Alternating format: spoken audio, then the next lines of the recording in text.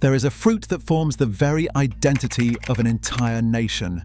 A crop so vital to the survival of a people that it became their national dish. A symbol of resilience that sustained generations through the darkest periods of human history. And today, the United States government has strictly forbidden you from bringing it across their borders. Federal border agents are instructed to seize the fresh fruit on site. The regulatory agencies publish compliance manuals classifying it as a severe biohazard. They have built an entire fortress of legislation to ensure you never hold this fresh harvest in your hands. They warn that it carries a deadly poison, capable of inducing a fatal metabolic collapse they call a sickness. But this fruit is consumed safely every single day by millions of people. It provides exceptional nutrition in conditions where other crops fail. It requires generational wisdom to harvest, not chemical processing. And that is precisely why the bureaucratic food system had to ban it. This is the story of the forbidden fruit that feeds a nation. Welcome to RootVault. In the late 18th century, botanical explorers and colonial agents in the Caribbean began documenting a strange new tree growing on the fringes of the plantations. But this tree was not brought there by the colonists. It arrived in the dark, suffocating holds of the transatlantic slave ships, carried across the ocean from the tropical forests of West Africa. The Akan people of Ghana called it Aka. The enslaved Africans secretly planted the seeds in their provision grounds, the marginal, rocky hillside plots where they were forced to grow their own food to survive. Today, on the grounds of the University of the West Indies in Kingston, ancient groves of these trees still stand, officially acknowledged as botanical markers of former slave villages, a living archive of human endurance. While the colonial empires extracted sugar and coffee for profit, this tree was quietly providing life-saving sustenance to those they enslaved. By the time Captain William Bligh supposedly discovered it for European science in 1793, resulting in its clinical botanical name, Hibblichia sapida, it was already deeply rooted in the culture. It was not just a plant, it was survival technology transferred across an ocean. The tree itself is magnificent, growing up to 50 feet tall, bearing large, brilliant red and yellow pods.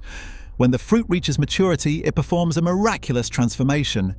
It splits open naturally in the tropical sun, revealing 3 large, glossy black seeds resting on top of a soft, pale yellow, fleshy aril. That aril is the edible treasure. It does not taste like a typical sweet fruit. It is savory, rich, and buttery, with a texture resembling scrambled eggs when cooked. And, nutritionally, it is an absolute powerhouse. It is packed with lipids, specifically oleic acid, the same heart-healthy monounsaturated fat found in olive oil. It delivers complex carbohydrates, dietary fiber, and essential minerals like potassium, calcium, and magnesium, completely free of cholesterol. For hundreds of years, Jamaicans have harvested this fruit, paired it with preserved salted fish, and created a nutritional masterpiece that powered physical labor and built a thriving culture. They know exactly when the fruit is safe to eat, and it has sustained them through poverty, colonial rule, and modern economic hardship. But here is where the Western regulatory machine stepped in and declared war on traditional knowledge. Inside the unripe fruit lies a naturally occurring amino acid called hypoglycin A. If consumed before the fruit is ready, this compound inhibits the body's ability to break down long-chain fatty acids and blocks glucose production. It strips the liver of its glycogen stores, leading to rapid hypoglycemia, severe vomiting, and in extreme cases, fatal metabolic acidosis. The medical establishment ominously named it Jamaican vomiting sickness.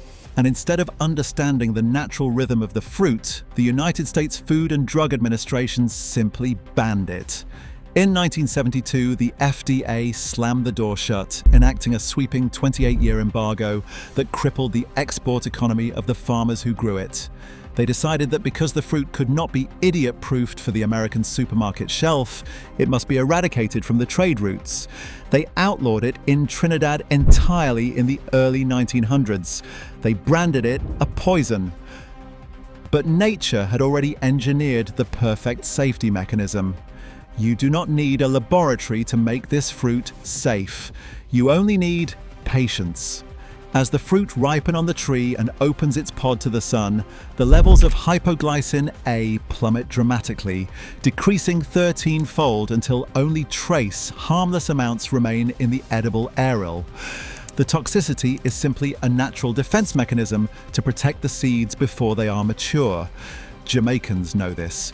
A child in Kingston knows you never force open a closed pod. You wait for the tree to offer it to you, you discard the toxic seeds and the pink membrane, you clean the aerials, and you boil them, discarding the water because the remaining trace toxins are water soluble. This simple ancestral process neutralizes the threat completely.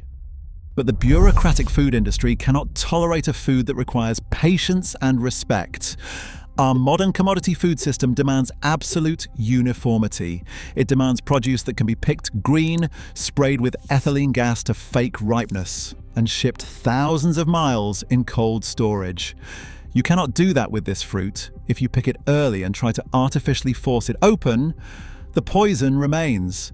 It stubbornly refuses to submit to the rules of industrial agriculture. Because it defies mass commercialization, the FDA maintains an iron grip on its regulation. To this day, the importation of the fresh fruit into the United States is strictly illegal. The only way it is permitted to cross the border is if it has been boiled and sealed in a tin can by a facility that is submitted to intense federal auditing.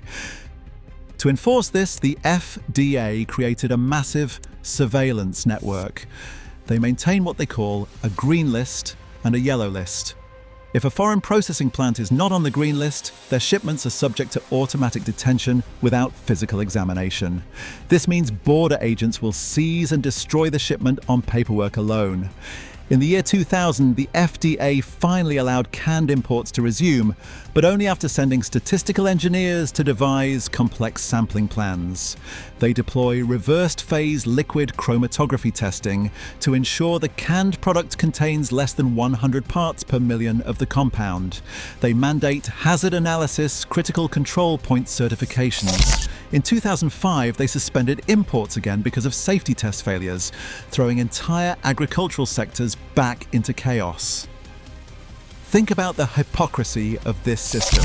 We readily accept genetically modified commodity crops sprayed with millions of gallons of synthetic, patented herbicides that slowly poison our soil and our bodies. The chemical companies profit billions from a slow toxicity that we are told is perfectly safe.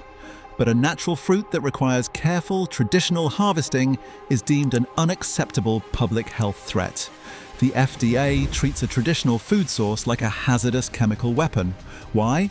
Because the system does not trust the farmer and it does not respect the culture.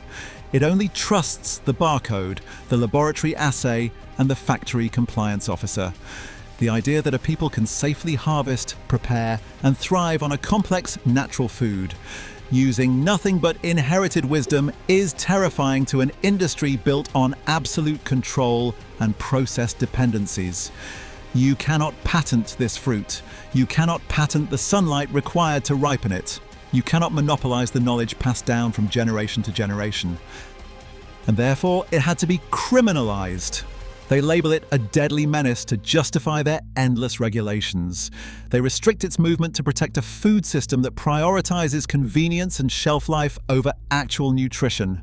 But the trees keep growing, the Jamaican people keep harvesting, and the knowledge survives. Every time a diaspora community opens a can of this fruit or a local farmer picks a naturally open pod, they are participating in a 300-year-old legacy of resilience that no border agency can truly extinguish. This tree sustained the enslaved, it built a nation, and it continues to feed millions perfectly safely. They banned the fresh fruit because they cannot control its nature, but now you know the truth. The wisdom of the ancestors always outlasts the mandates of the bureaucrats. If this vault opens something for you, subscribe to RootVault and hit the like button. Every comment and every share helps preserve this wisdom. The next vault opens soon.